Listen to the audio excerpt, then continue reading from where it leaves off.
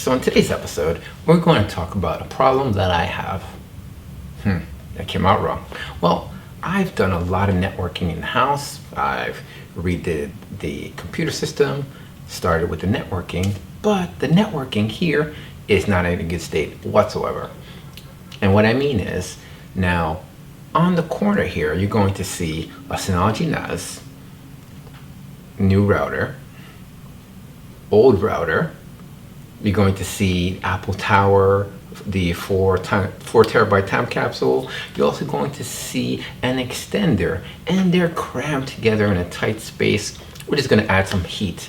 And that's not a good state for electronic devices. So we're going to be installing and unboxing the Pinnacle audio tower from Nexera, and it has a tinted front glass, but I also got airflow control temperature settings that you'll be able to see, and if it gets hot, it'll automatically turn on and cool itself. And that's coming up.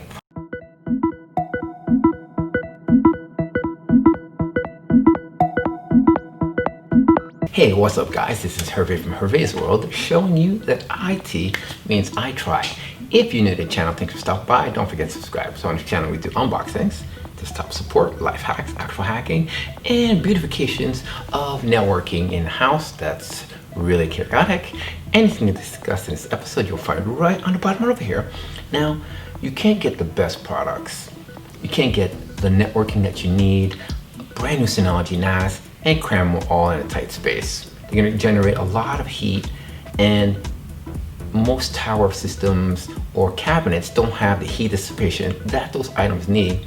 So we're going to be introducing airflow, dual fans on one side, and I'd be able to play my PlayStation for more than half an hour on the right side. So anything we discussed in this episode, you'll find right on the bottom over here. Let's get this puppy done. We're going to do an unboxing, installation, and then tomorrow, hopefully, we can cut into this so we don't wake up. Baby Sebastian, love you, go to sleep. All right, let's check this out. Okay, so let me show you what we have going on here. Now, if you see here, you see a Synology NAS DS1010 Plus, which is going to go to a YouTuber friend, not mine, but I'm going to be giving this away to someone that's going to be needing it. Now, I have here 4 terabyte hard drive from Western Digital. I have the Apple time capsule here, 4 terabyte. I've got the router from the house here. I have the Netgear AX12 there, and we have an 11,000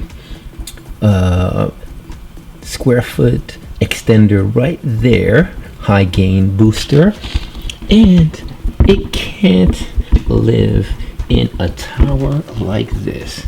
I attempted to do ventilation in the back, but that's not good. So we're going to put all of this without that in a brand new cabinet, and that's what we're going to do.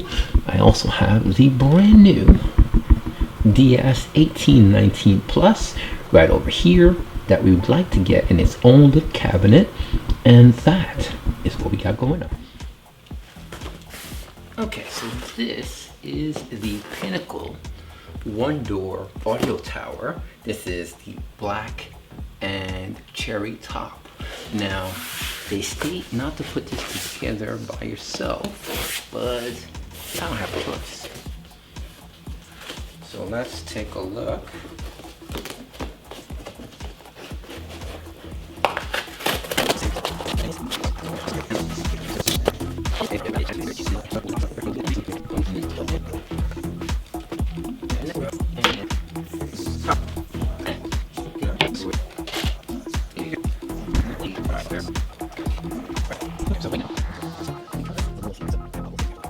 So next we have to measure out the holes that we want. So I'm going to put the double air fan here, the controller here, and now I'm just going to mark it off, and then we'll cut into it. Make sure it's spots. That's good.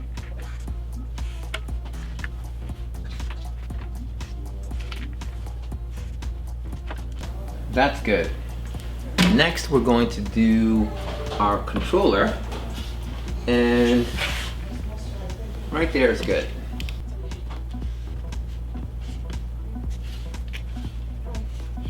That's good. Okay, let's get to making some holes. Now, time to make some holes. So, we're going to put it right over here, and I have a box under it just to help, so.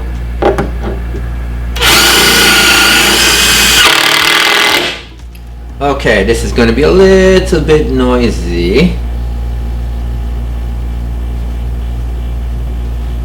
So we may have to do this outside. Okay, we retreated to a different spot in the garage. So now we're going to put this hole here, and we don't have to disturb neighbors.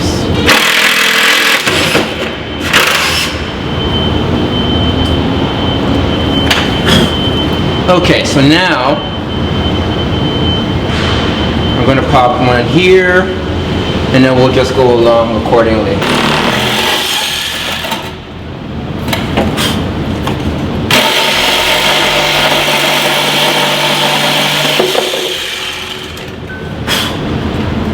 That looks good. Now we'll start with this hole. You see the hole that I made on the top, and this is the hole on the bottom. So let's see if our components fit. Drum roll, please. And this is the controller, which has different automated modes. This is the airplate series. This is the cabinet cooling system. Now, what's cool about this is you can make the fans change direction.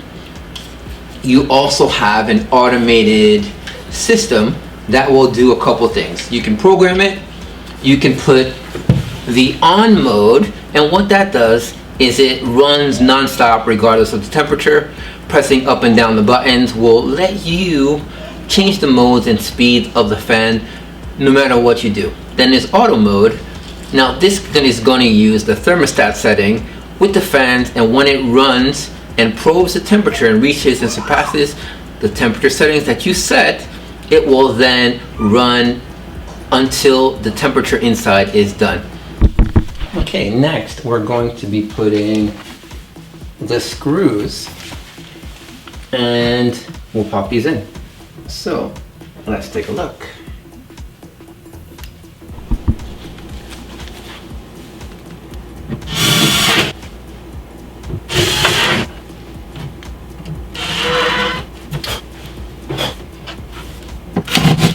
We're connecting our cabling.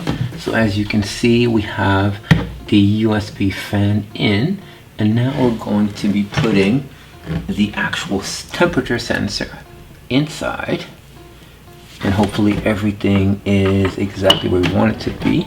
You can actually add a second fan as well. As we see here,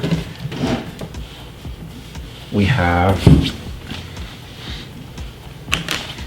temperature up and down. You can put the setting for the alarm here to how hot you want it or when it's supposed to go off, and you change the settings. This is display on and off, and here is for Smart Connect. This is when it reaches a certain temperature, it'll go on all the time. And let me put you down to the fan so you can see. They're spinning, baby, they're spinning. Okay, so we have off and alarm. So if you set an alarm, it will go off at that alarm. But if you have it on auto, and since we have the sensor in, once it's reached a certain temperature, you can go and you just tap Smart Connect. And when it's sufficient and when it hits, you can go in and tap. And on all the time. It's pretty quiet. Okay, let's stop playing with this. Turn this off, and let's continue with our build. We have our DS1819 Plus inside, which is absolutely up and running. Now you can see the Western Digital is up. The Apple Tower is up for our backups for our computer, and we have all the Netgear information up and running. So all we need to do here is verify connectivity, to the network. We close this right here, and it's nice and quiet. You don't hear anything. And now we check here. You can see that everything is running. We're going to increase the speed of the fan.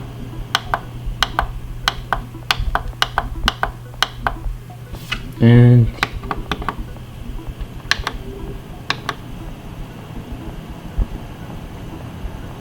we'll have it running on 4. That way everything is nice and cool. Really good. Now we're going to check if everything's on the network. So one of the last steps we need to check and see if everything is up. You can see that everything is up. Everything is getting Wi-Fi. Separated out. You can see that all our devices are up and running.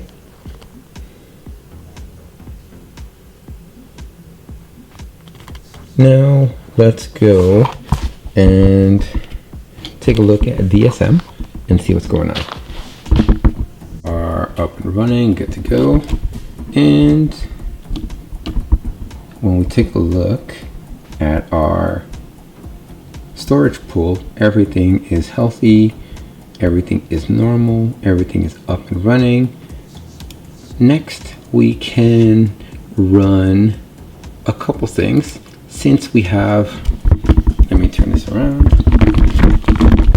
Okay, since we have everything networked the way we want it, I have a 10 gig Synology PCIe card inside, and we're gonna do 10 gig networking in the house.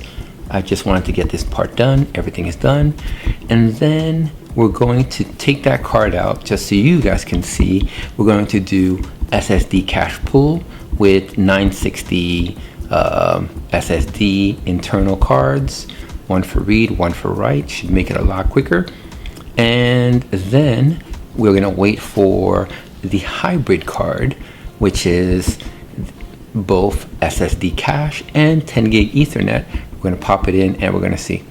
That's gonna do for this episode. So if we see what we went through, I'm gonna put a picture of where we started, where we are, and take a look.